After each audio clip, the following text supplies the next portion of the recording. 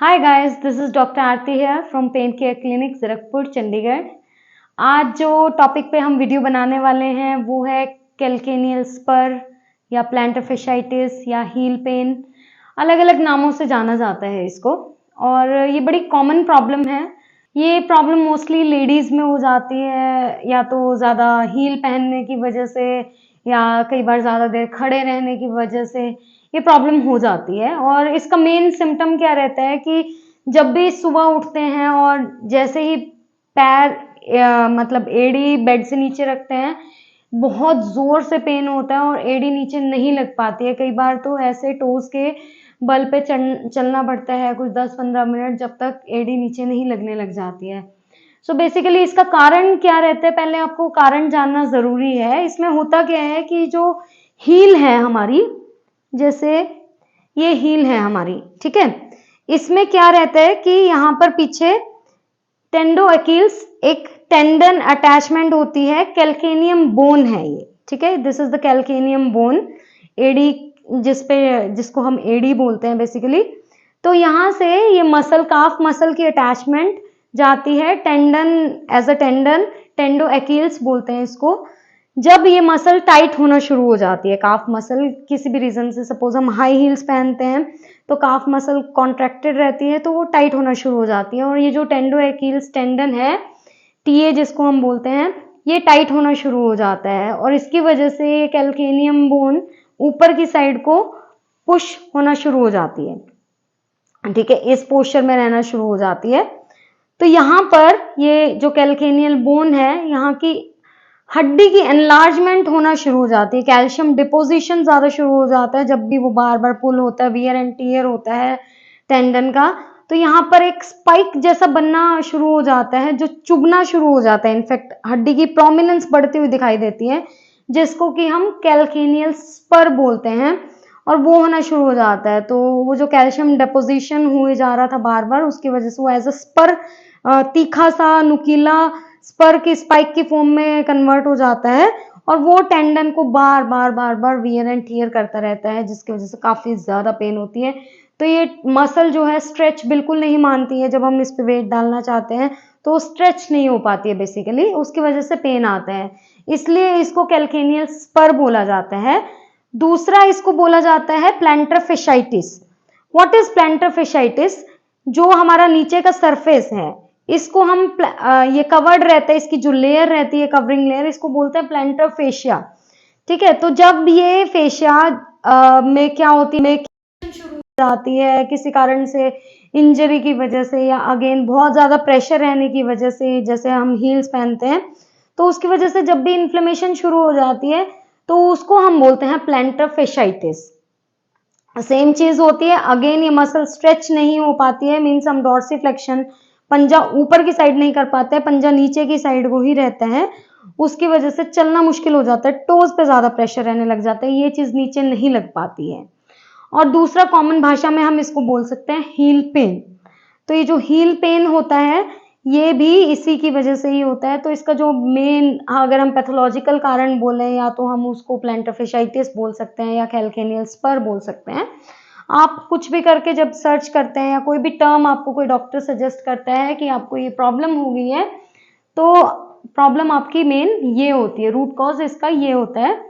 तो इसको ठीक कर लेना चाहिए जल्द से जल्द जितना हो सके, क्योंकि अगर ये लॉन्ग टाइम परसिस्ट कर जाए तो स्पर, जो मैंने आपको बताया था स्टार्टिंग में, कैल्केनियल स्पर जो बन जाता है, इसको डिसॉल्व करना बहुत मुश्किल हो जाता है, और वो क्योंकि जो बोनी चेंजेस हो जाते हैं वो काफी हद तक परमानेंट हो जाते हैं, या फिर उसको निकलवाना ही पड़ता है, जो एक्स्ट्रा बोनी प्रोमिनेंस हो जाती है, क्योंकि वो ऑटोमेटिकली डिसॉल्व नहीं हो पाता है वापस, because there is a calcium deposition in the bone. So इसके लिए मैं आपको कुछ एक्सरसाइजेस बताना चाहूंगी जो आप कर सकते हैं घर पे, और आपकी ये जो प्रॉब्लम जब स्टार्ट होने लगी है आप इसको ठीक कर सकते हैं। जैसे फर्स्ट एक्सरसाइज, फर्स्ट ट्रीटमेंट जो आप कर सकते हैं, that is contrast bath. Contrast bath क्या होता है, जिसमें हम हॉट एंड कोल्ड बाथ दोनों कंबाइन करके उससे ट्रीटमेंट देते हैं, ताकि जो इन्फ्लेमेशन और जो स्वेलिंग और जो पेन हो रही है टेंडन में, वो रिजॉल्व हो सके। सो बेसिकली इसमें करना क्या है आपको, तो आपको 2 बकेट्स लेनी है। एक बाल्टी में आपको कोसा गर्म पानी, ल्यूक वार्म वाटर रखना है, और एक में आपको कोल्ड वाटर रखना है। ल्यूक वार्म मीन्स आपको सुहाता हुआ गर्म होना चाहिए, बहुत ज्यादा खोलता हुआ गर्म नहीं चाहिए। और ठंडा पानी मतलब जैसे विंटर्स में ठंडा पानी आता है टैप में, उतना ठंडा होना चाहिए। और उसमें आप जो गर्मियों के टाइम में है कुछ आइस क्यूब्स डाल सकते हैं ताकि वो ठंडा हो जाए। आपको स्टार्ट करना है गर्म पानी से फॉर 4 मिनट्स के लिए, और फिर आपको अल्टरनेटिवली 1 मिनट के लिए ठंडे पानी में डालना है 1 मिनट के लिए, फिर से गर्म पानी में 1 मिनट के लिए, फिर ठंडे पानी में 1 मिनट के लिए। ऐसा आप 4-5 बार करेंगे alternatively 1 minute hot and cold. बीच में करने के बाद आपको फिनिश करना है गर्म पानी पे ही फॉर 4 मिनट्स के लिए। तो आपकी स्टार्टिंग भी हॉट से होगी और फिनिशिंग भी कोल्ड पे होगी, जो 4 मिनट्स के लिए रहेगी। और बीच में 1-1 मिनट का ऑल्टरेशन रहेगा ठंडा गर्म का। सो ये रहेगा आपका कंट्रास्ट पाथ। सो आपको स्क्वाट पोजीशन में बैठना है पहली एक्सरसाइज के लिए, और अपने पंजे बाहर की साइड जितना हो सके बाहर की साइड खोलने हैं। और मेक श्योर कि आपके कपड़े लूज हों, थोड़ा एडजस्ट कर लीजिए अपने आप को। और अपने दोनों हाथ आपने यहाँ पर थाइस के इधर रखने हैं और दोनों हाथों से पुश करना है अपनी थाइस को। और ये करते हुए अपने हाथ आपने नीचे की साइड को ले जाने हैं, ऐसे जितना हो सके डाउन रखना है। कमर को आपने सीधा रखना है, कमर आपकी बिल्कुल सीधी रहनी चाहिए। और ये करते हुए जब आप ये कर रहे होंगे तो आपकी काफ मसल्स पे काफी ज्यादा स्ट्रेच आएगा, that is normal in this exercise. और ये करते हुए आपने 30 सेकेंड्स के लिए होल्ड करना है, 30 to 60 सेकेंड्स के लिए आप इसको होल्ड कर सकते हैं। और ये आपकी है first exercise for plantar fasciitis। Second exercise जो हम करने वाले हैं उसके लिए आपको नॉर्मल पोजीशन में वापस आना है, और वापस आके आपको अपने पैरों को बिल्कुल सीधा कर लेना है, साथ में मिला के रखेंगे पैर। और अपने फिंगर से, इंडेक्स फिंगर से आप अपने ग्रेट टो को पकड़ेंगे और आपके घुटने नीचे की साइड को लगे होने चाहिए, पुश्ड होने चाहिए। और ये करते हुए आपने आगे को बेंड करना है। तो जब आप ये बेंड कर रहे होंगे आपकी स्पाइन ऐसे झुक नहीं जानी चाहिए, कीप द स्पाइन स्ट्रेट। और ये जब आप कर रहे हैं तो आपकी काफ मसल्स काफी स्ट्रेच होंगी।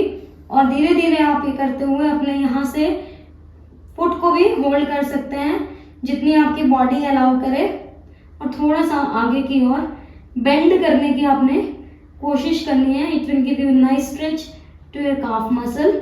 Hold it for 30 to 60 seconds. So ये 2 एक्सरसाइजेस आपने करनी है। और बेसिकली इन एक्सरसाइज करने का मतलब क्या है कि आपको अपनी बॉडी को स्क्वाट पोजीशन में लेके आना है ताकि आपकी काफ मसल्स स्ट्रेच्ड रहें, जो कि हम आजकल के टाइम में, बिकॉज वेस्टर्न कल्चर काफी ज्यादा हो चुका है तो स्क्वाट पोजीशन बिल्कुल खत्म हो गई है। तो आपको इस पोजीशन में जरूर दिन में कम से कम 4-5 मिनट के लिए जरूर बैठना चाहिए। Western toilets are there, Indian toilets are no longer there.